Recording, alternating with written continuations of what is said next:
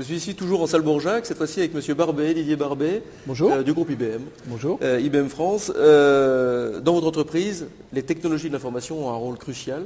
Et dans la notion de partage, les technologies de l'information semblent jouer un rôle crucial. Lequel? Alors, le rôle crucial, d'abord, ce n'est pas dans mon entreprise, mais c'est dans l'entreprise en général. Ouais. Les technologies de l'information, c'est un formidable outil de transformation de l'entreprise pour assurer sa pérennité et donc sa performance sur le marché.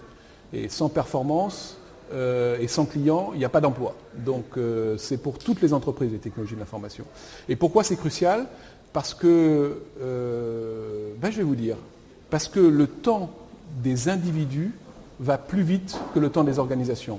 Et qu'à ce titre-là, le fait que l'entreprise mette en place des structures collaboratives grâce aux technologies de l'information pour diffuser l'information, diffuser les savoirs pour améliorer les compétences est absolument critique dans le succès de l'entreprise. Est-ce que c'est ça qu'on appelle le knowledge management? Alors le knowledge management, c'est un vieux sujet, on va dire que ce n'est pas un truc qu'on a inventé tout de suite. Le knowledge management dans le passé, c'était très hiérarchique. C'était je mettais un contenu sur un web et je demandais à quelqu'un d'aller le consulter, je demandais à des départements de le partager, de le commenter. Aujourd'hui, on est dans une approche collaborative, beaucoup plus interactive. On est dans les serious games. Les serious games, c'est quoi? C'est juste essayer de modéliser des cas d'école. On appelle ça des case studies ou dans l'entreprise ou dans l'université ou dans les grandes écoles. Et on travaille sur ces case studies pour essayer d'imaginer quelle serait la meilleure solution. Ces case studies, aujourd'hui, vous les avez en ligne. Vous pouvez jouer avec, dans le cadre d'un serious game, et vous pouvez vous inventer ou vous permettre de rêver et d'être le Carlos Ghosn de Rodó pendant les 3 heures qui viennent. Au moins pendant les 3 heures. Ouais, au moins pendant les 3 heures, ouais. Tous ces nouveaux modes de transmission, de partage, d'organisation sont en train de changer considérablement la vision de l'entreprise, mais considérablement également la hiérarchie, l'organisation extrêmement structurée d'une entreprise. Absolument. Pour moi, il y a cette façon de gérer les compétences et de développer les savoirs pour pérenniser l'emploi. Ça me fait penser à 2 mots. Le premier, c'est le mot écosystème. Un écosystème, c'est un mot qui est très à la mode. Il y a 2 mots qui sont à la mode. C'est écosystème et gouvernance. Alors tout le monde se gargarise de ces 2 mots. Mais je les trouve très très beaux ces mots. Pourquoi? Parce que écosystème, ça veut dire qu'on travaille dans l'entreprise, mais avec l'environnement de l'entreprise. L'environnement de l'entreprise, ce sont naturellement ses clients. L'environnement de l'entreprise, ce sont naturellement le monde de l'éducation, les étudiants. C'est naturellement la société. Et IBM, de ce point de vue-là, se veut être un fédérateur d'écosystèmes pour ses entreprises clientes comme pour elles-mêmes. Et fédérer un écosystème, c'est diffuser du savoir, c'est diffuser la proposition de valeur que vous avez sur votre marché. Bref, c'est de créer les conditions de la performance. La deuxième mot qui m'intéresse, c'est la gouvernance.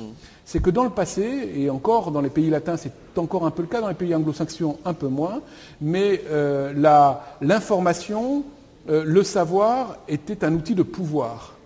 Aujourd'hui, je vous assure, j'ai des collaborateurs qui connaissent peut-être mieux que moi certains sujets dont j'ai la responsabilité. Ouais.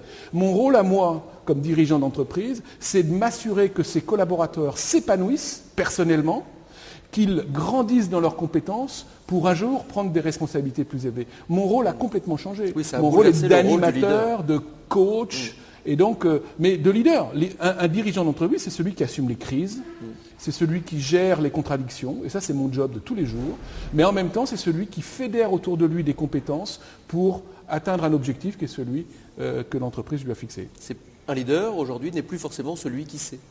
Le leader n'est plus forcément celui qui sait, mais c'est celui qui sait expliquer à d'autres pourquoi il faut savoir écouter, expliquer à d'autres comment on peut fédérer autour d'un projet sur un but à atteindre les compétences. Et ça, c'est plus l'affaire d'une personne, c'est l'affaire d'une collectivité.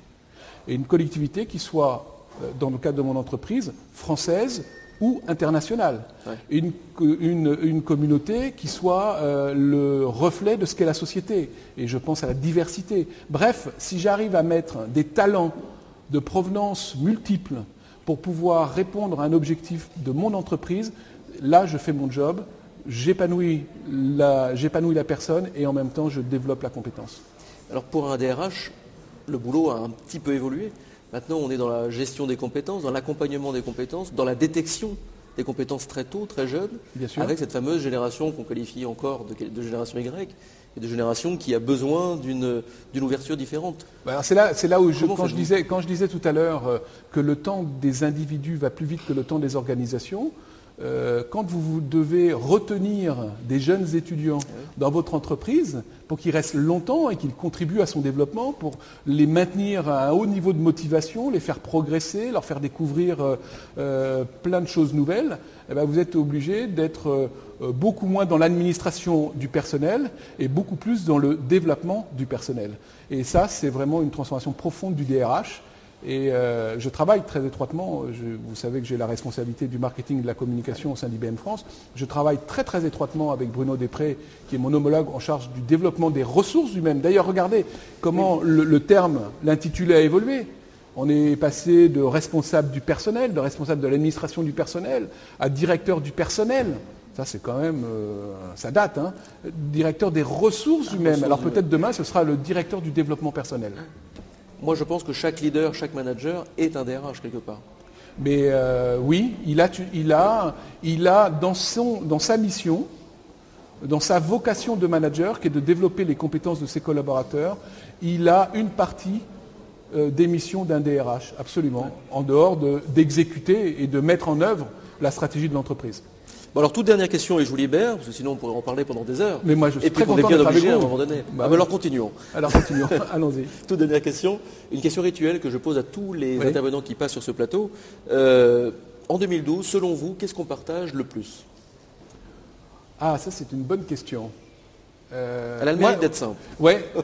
En tout cas, moi, ce que j'essaye de partager avec nos collaborateurs, c'est la passion. Et quand je dis la passion, c'est qu'il y a une solution à tous les défis qui nous sont posés. Et je ne veux pas parler de crise. Je viens de dire le mot, je me suis planté. Je ne veux pas parler de crise parce qu'il y a des milliers d'opportunités sur le marché. Il y a des milliers d'opportunités de développement personnel. Et moi, ce que je veux, c'est créer l'environnement qui permette à mes collaborateurs de les saisir. Et donc, bien sûr, il faut tenir compte de la conjoncture, mais on peut dépasser cette conjoncture et je pense que c'est ça qu'on appelle l'innovation. Monsieur Barbet, merci beaucoup. Merci à vous.